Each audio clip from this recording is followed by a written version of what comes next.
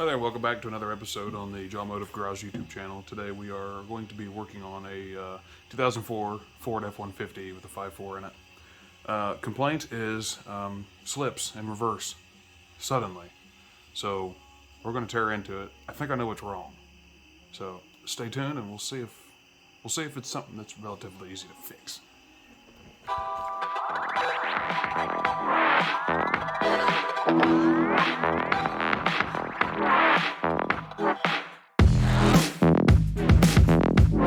Alright, like I said, 2004 F-150. It's actually a pretty clean truck. Got a little bit of rust on the bed back there. Yep. Yeah, so that's okay. It's like ancient at this point. 2004 is ancient. Yeah, see, that side looks pretty good. If you're a Ford guy, I mean, these are nice trucks. I mean, I'm not a Ford guy, but I mean, I'd drive it as long as it's not shooting spark plugs out, which I think they fixed that problem by 2004.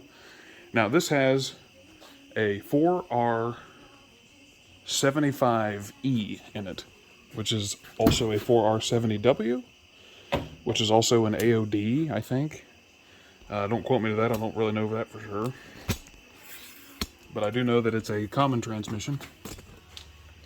And another thing that you shouldn't quote me on, but I'm kind of certain of, not really though.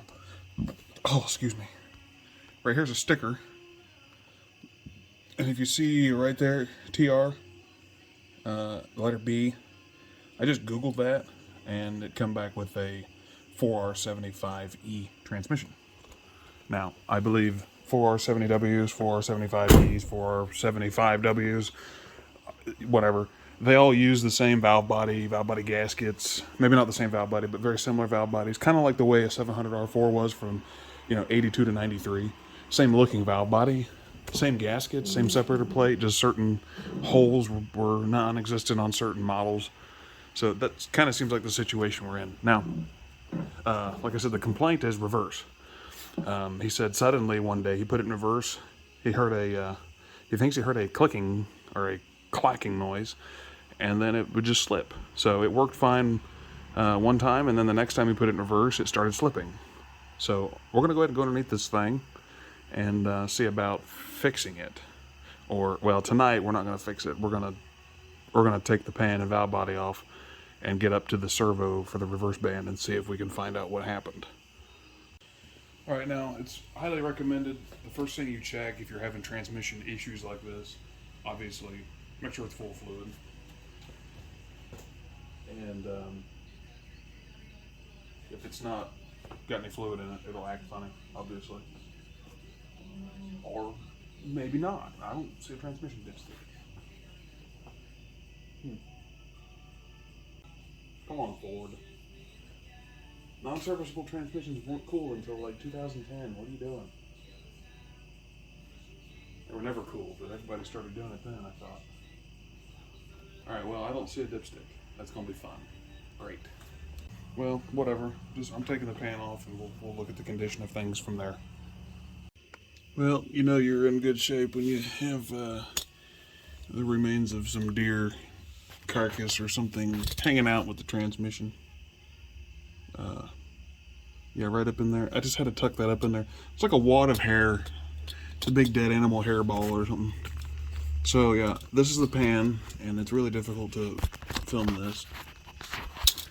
My tripod's too tall.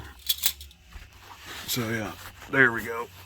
There's the engine, there's the transmission, there's the pan. Got a whole slew of 10mm bolts. You can tell it's a Ford, it says it right on it. Yeah. And, oh God, I got deer schmutz on me.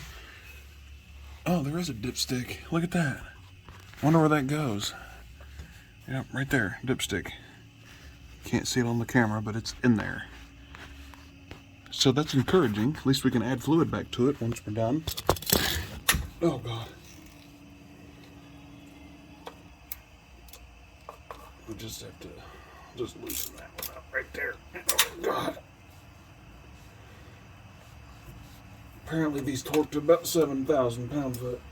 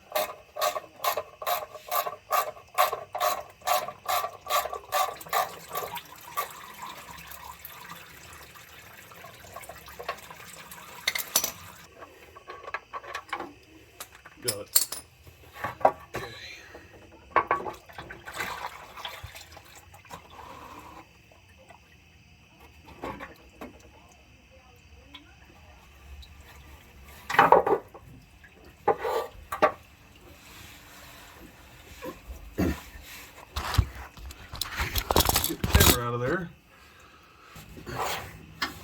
Oh God. Okay, well, I missed. Got like 50,000 gallons of fluid on the floor.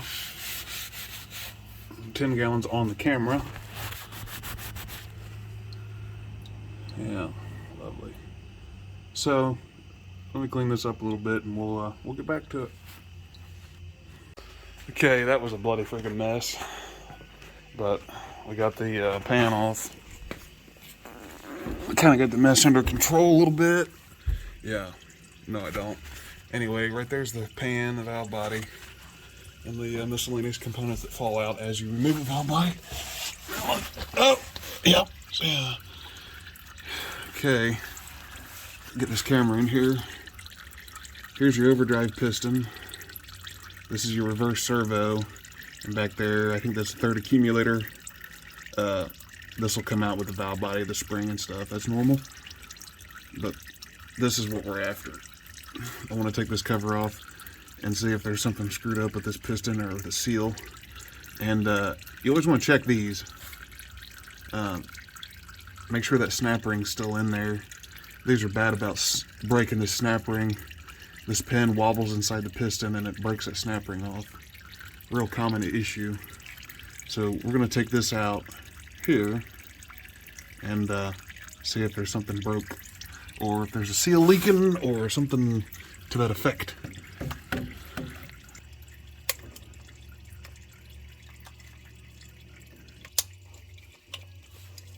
Okay, finally got the snap ring. There it goes.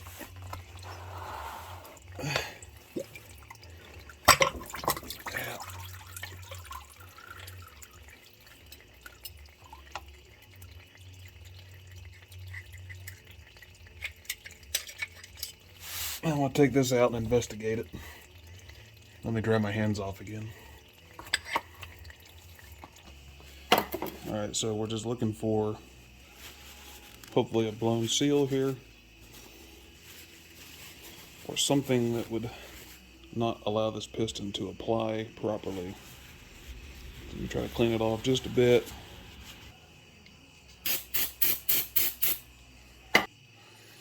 Okay, this piston itself is in good shape. That rubber seal on the outside is harder than rock. I mean, it almost feels like it's made out of the same material as the piston itself. And it's not, because it's rubber. The piston is steel. It's the same story on this cover. I don't see any obvious damage on this seal here on the edge. But I can't believe how hard these seals are.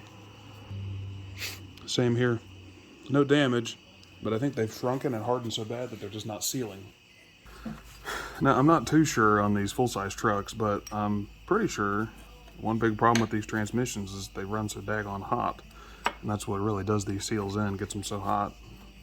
And they harden like this, they harden like freaking concrete. I mean, I don't know if I can get this off here or not. So let me get this seal off here. Oh my God.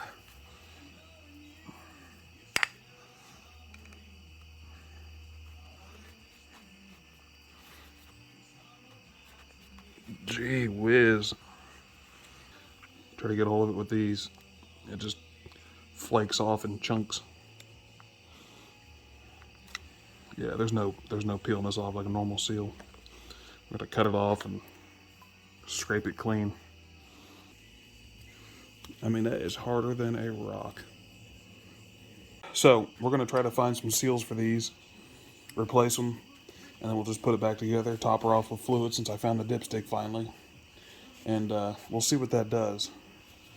But as you can tell,